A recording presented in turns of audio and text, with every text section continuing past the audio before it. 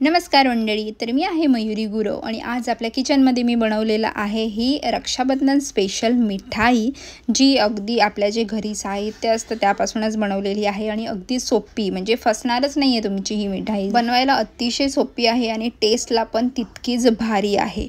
तर नक्की या रक्षाबंधनाला ट्राय करून बघा. वेळ न घालवता आता व्हिडिओला सुरुवात करूया. तर इथे एक मी टोप घेतलेला आहे आणि त्यामध्ये मी साधारण 1.5 लिटर एवढं दूध घेतलेलं आहे एवढी मिठाई बनवायला. अमूलचे जे दूध असतं अर्धा लिटरची पिशवी अशा मी 3 घेतलेले आहेत. ही एक, ही दुसरी आणि तिसरी, म्हणजे 1.5 लिटर दूध मी घेतलेलं आहे. आता हे दूध आपल्याला गरम करून तापवून घ्यायचं आहे आणि त्यानंतर मग आपण जसं पनीर बनवतो तसं बनवून घ्यायचं आहे.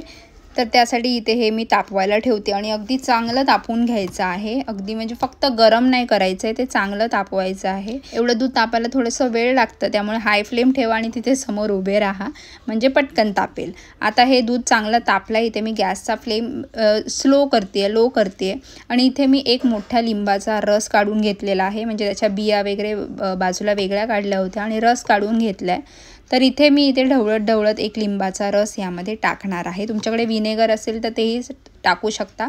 आपल्याला फक्त इथे दूध फाडायचं काम करायचं आहे, त्यामुळे विनेगर किंवा लिंबाचा रस मी इथे वापरलेला आहे. तर त्यानंतर लिंबाचा रस टाकल्या तुम्ही इथे बघा दूध फाटायला सुरुवात झालेली आहे. दूध जास्त असल्यामुळे थोडासा वेळ लागणार आहे फाटायला, त्यामुळे गॅसचा फ्लेम आहे तो जास्त फास्ट ठेवायचा, हाय ठेवायचा आणि ढवळत आपल्याला हे कंप्लीट दूध फाडून घ्यायचं आहे. जर तुम्हाला वाटत असेल की लिंबाचा रस कमी पडला आहे तर अजून अर्धा लिंबू तुम्ही यामध्ये पिळू शकता, फक्त बिया काढून टाकायचे. आता हे जे तुम्हाला दिसतंय दूध सफेद ह्याचा या पाण्याचा रंग पूर्ण बदलेपर्यंत आपल्याला हे फाडून घ्यायचं आहे. नाहीतर मग एवढंसं फाटलेलं दिसतंय तेवढंच घ्यायचं नाही आहे, ते कंप्लीट नीट चांगलं आपल्याला यूज करायचं आहे. आता इथे बघाल कसा दुधाचा रंग आहे तो, आणि या पाण्याचा रंग बदलत जाणार आहे. तो अगदी थोडासा असा ट्रान्सपरंट थोडासा झाल्यासारखा वाटला की समजायचं आपलं पनीर चांगलं बनलेलं आहे. आता बघाल थोडासा कलरमध्ये बदल झालेला आहे पाण्याच्या. आता इथे मी तुम्हाला दाखवते की कंप्लीट पनीर आपलं बनलेलं आहे. ते हे बघा पूर्ण पाण्याचा रंग आहे तो बदललेला आहे, म्हणजे असा पनीर वेगळा झालेला आहे, पाणी वेगळं झालेलं आपल्याला दिसतंय. तर बस आपल्याला इथेच असंच हवं आहे. इथे मी थोडासा गॅस फास्ट करून आता बंद करते आणि हे थोडंसं आता बाजूला ठेवते आणि त्यानंतर मी हे गाळून घेणार आहे. आपण हे वेगळं करतो आहे पनीर आणि पाणी, त्यामुळे इथे एक टोप घेतला, एक चाळणी घेतलेली आहे आणि यामध्ये आपण हे गाळून घेऊया. आणि यामध्ये आपण लिंबाचा रसाचा वापर केला आहे, त्यामुळे जर तुम्हाला वाटत असेल तर 1-2 स्वच्छ पाण्याने हे धुवून घ्यायचं आहे, म्हणजे जर लिंबाचा टेस्ट वगैरे असेल तर तीही निघून जाईल.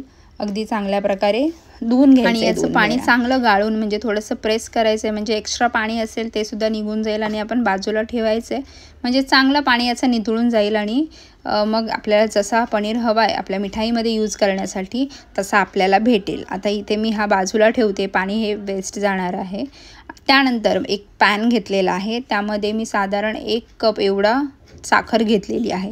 आता तुम्हाला किती गोड कमी हवं आहे जास्त हवं आहे त्या अंदाजाने साखर घ्यायची आहे. इथे मी 1 कप एवढी घेतलेली आहे. तर आता आपल्याला याला कॅरमलाइज करायचं आहे, म्हणजे पूर्ण वितळवायचं आहे आणि याचा कलर जो आहे तो चेंज होईपर्यंत आपल्याला ही साखर वितळवायची. आता तुम्ही बघाल तर मी इथे हाय फ्लेम ठेवलेला आहे, त्यामुळे साखर पटकन वितळायला लागेल आणि जशी वितळायला लागेल तसा गॅसचा फ्लेम आहे तो लो करायचा आहे, नाहीतर मग याचा पटकन कलर बदलतो, चेंज व्हायला वेळ नाही लागत. आणि जास्त आपण हाय ठेवला गॅसचा फ्लेम तर त्याचा जास्त ती जळल्यासारखी होते. त्यामुळे इथे पूर्ण साखर माझी विरघळलेली आहे आणि कलर पटकन चेंज होतो, त्यामुळे या प्रोसेसला जास्त वेळ लावायची नाही आणि गॅसचा फ्लेम लो ठेवायचा आहे. आता यानंतर इथे मी 1 कप एवढं दूध घेतलेलं आहे. हे पूर्ण दूध यामध्ये मी वापरणार आहे आणि दूध माझं थोडंसं थंड असल्या कारणाने किंवा रूम टेम्परेचरवर जरी असलं तरी यामध्ये टाकल्यानंतर एकदम पटकन नाही टाकायचं आहे, थोडं हळूवार, म्हणजे हळू एक धार लावून टाकायचं आहे, नाहीतर मग याचे जे बुडबुडे येतात ना ते जास्त होतात आणि हाताला चटका वगैरे लागू शकतो, म्हणून हळूहळू टाकायचं आहे. आणि दूध टाकल्यानंतर हे जे साखर आपण वितळवली होती त्याचा असा गोळा बनतो, पॅनला वगैरे लागतो, त्यामुळे असं समजायचं नाही आहे की अरे वेस्ट झालं आहे वगैरे. थोडासा गॅसचा फ्लेम हाय ठेवायचा आणि ही साखर पुन्हा एकदा त्या दुधामध्ये वितळवून घ्यायची, चांगली मिक्स करून घ्यायची. थोडासा 5 मिनटं लागणार आहेत ही प्रोसेस करायला. गॅसचा फ्लेम हाय ठेवला की पटकन होते. चांगली साखर आधी वितळवून घ्यायची आणि मग नंतरची प्रोसेस करायची आहे. थंड दूध वापरल्यामुळे इथे ही साखरेचा असा गोळा होतो. गरम दूध असेल तर जास्त वेळ लागत नाही, पण ही साखर लगेच विरघळलीसुद्धा जाते. त्यामुळे हाय फ्लेम ठेवायचा आणि प्रोसेस करायची. आता इथे बघाल तर चांगली आपली साखर विरघळलेली आहे. असं वाटणारसुद्धा नाही की या साखरेचा असा गोळा झाला होता. चला आता नेक्स्ट प्रोसेस बघूया. तर जे पनीर बनवलं होतं इथे आपण त्याचा गोळा नाही चांगला केला होता, त्यामुळे त्याचा असा तुकडे किंवा पीसेस नाही बनले. जे जसेच्या तसा कुस्करलेल्या प्रमाणात जसा असतो तसाच आहे. तर तो यामध्ये मी ॲड करून घेते सगळ्याच्या सगळा. आणि त्यानंतर चांगल्या प्रकारे आपल्याला हे मिक्स करायचं आहे. कुठेही गोळे ठेवायचे नाही आहेत, नाहीतर मग ते खाताना ना असं थोडंसं टेस्ट वेगळी लागते पनीरसारखी. ती तशी आपल्याला नको आहे, मिठाई वाटली पाहिजे. त्यामुळे चांगली मिक्स करायची आहे आणि असं चमच्याने तोडायचं आहे, दाबून घ्यायचं आहे, म्हणजे कुठेही तो अख्खा पनीर असा राहणार नाही. त्यानंतर इथे मी दूध पावडर वापरणार आहे. ही सुद्धा अवेलेबल असते अगदी किराणा मालाच्या दुकानात इझिली. तर इथे मी 1 कप घेतलेला आहे. अर्धा अर्धा असा मी 2 वेळा यामध्ये टाकणार आहे. एकदा टाकल्यानंतर चांगलं मिक्स करून घेतलं आहे. आणि याचं जी कन्सिस्टन्सी आहे ते बघाल, थोडंसं दूध आहे, पातळ आहे. हे आपल्याला पूर्ण सुकवायचं. 1 चमच अर्धा कप टाकून झाला की मग उरलेला अर्धा मी नंतर टाकणार आहे.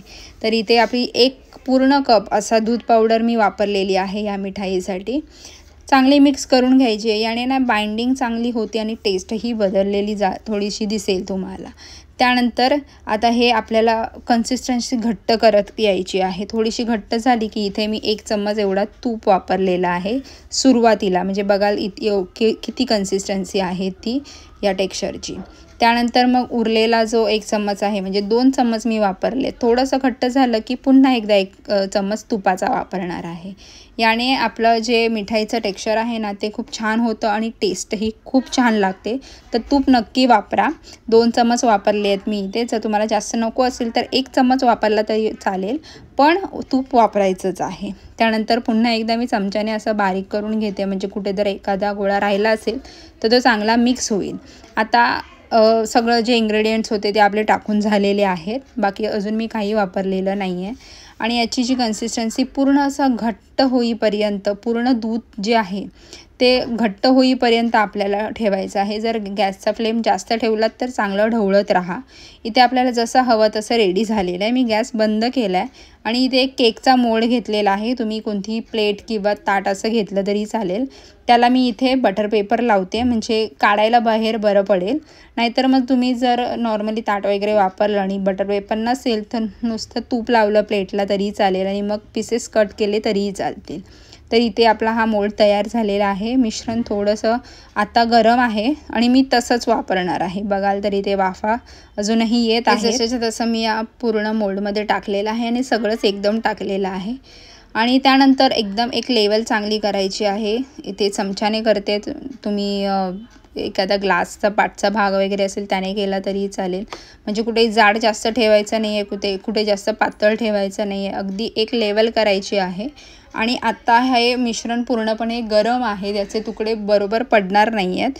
त्यामुळे थोडं थंड होऊ द्या. मी साधारण एक 15-20 मिनिटांसाठी हेच मिश्रण असं फ्रीजमध्ये ठेवलं होतं, म्हणजे चांगलं सेट होतं, कडक होतं ते आणि याचे पीसेस पाडायला इझी होतात म्हणून यासाठी. आता इथे मी 15 मिनिटांनंतर फ्रीजमधून बाहेर काढलेलं आहे. चांगलं सेटसुद्धा झालेलं आहे. आता हे मी दुसऱ्या प्लेटमध्ये काढते, डिमोल्ड करते, आणि कारण आपल्याला याचे तुकडे पाडायचे आहेत, पीसेस करायचे आहेत त्यासाठी. आता हे आपल्याला उचलायलाही असं इझिली पडतं आहे म्हणून मी बटर पेपर लावला होता. त्यानंतर मग याच्यावरती मी हा सिल्वर पेपर लावणार आहे अजून छान दिसण्यासाठी आणि थोडंसं ओरिजिनल वाटण्यासाठी म्हणून. नसेल तर तुम्ही असं काजूची किंवा बदाम, पिस्ता याचे असे बारीक बारीक तुकडे किंवा किस करून सुद्धा टाकू शकता. खूप छान दिसायला होते. आणि खरं सांगू ना, जर तुम्ही ही मिठाई बनवलात आणि तुमच्या भावाला, बहिणींना किंवा येणाऱ्या नातेवाईकांना जर दिलात ना या दिवशी आणि त्यांना सांगितलं जर नाही की ही तुम्ही घरी बनवली आहे, तर त्यांना खरंच पटणार नाही आहे की ही तुम्ही घरी बनवली आहे ती. एक त्याचा कलर जो आहे आणि टेस्ट जो आहे तो खरं इतका अप्रतिम आहे ना की ही ओरिजिनलच मिठाईच्या दुकानातून आपण आणली अशी लागते. आपण याच्यात जी साखर टाकली आहे ना ती कॅरमलाइज करून टाकली, त्यामुळे त्याचासुद्धा एक टेस्ट आहे ना गोडाचा तो सुद्धा असा वेगळा येतो। तुम्ही नंतरही साखर टाकू शकता। तसंही केलं तर मग ही पूर्ण सफेद दिसणार आहे। या रक्षाबंधनाला नक्की ट्राय करून बघा एकदा। आवडली तर नक्की लाईक करा। चॅनलवर जर नवीन असाल तर सबस्क्राईब करा। चला तर मग भेटूया पुढच्या व्हिडिओमध्ये। तोपर्यंत बाय।